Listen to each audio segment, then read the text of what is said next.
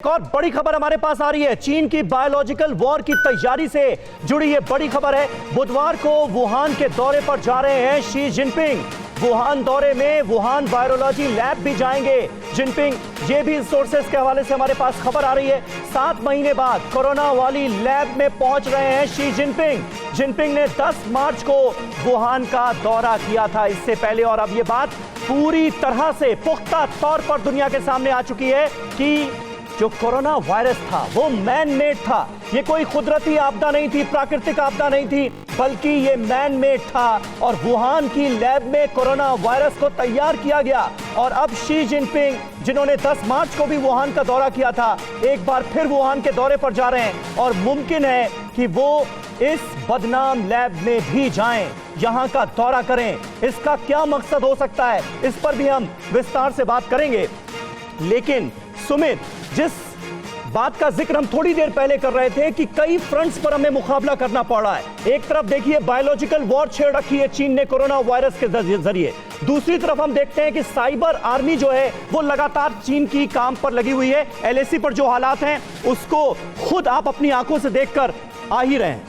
देखिए समीर, ये तो लगभग तय है कि चीन कभी भी सीधे तौर पर कन्फ्रंटेशन नहीं चाहेगा, वो युद्ध नहीं चाहेगा। हाँ। यही वजह है कि आपने देखा होगा कि जब मई के महीने से यथास्थिति बदली, तब से अब तक ना सिर्फ ये बायोलॉजिकल वॉर जिसकी हम बात कर रहे हैं, बल्कि इसके अलावा साइबर वॉरफेयर के जरिए चीन नुकसान पहुंचाने की कोशिश करता है। और अगर आप पूरे सिचुएशंस को भी देखें, चीन हमेशा स्मॉल टेक्टिकल वॉर या फिर स्मॉल टेक्टिकल ऑपरेशंस करना चाहता है, या यही उसने फिंगर 4 में किया और यही वो कुछ करना चाह रहा था साउथ पैंगोंगत्सो में भी।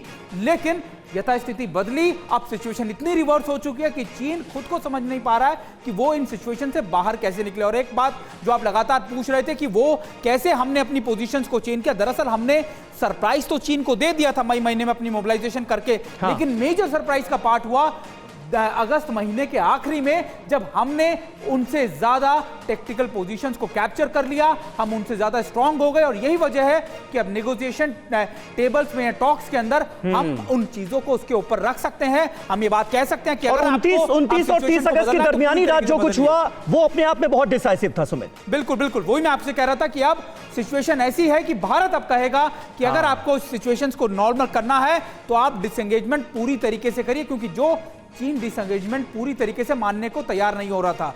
समीर, क्या आप पर भी बरपा है जालसाजी का कहर? सपने टूटे आपके, न घर के न घाट के।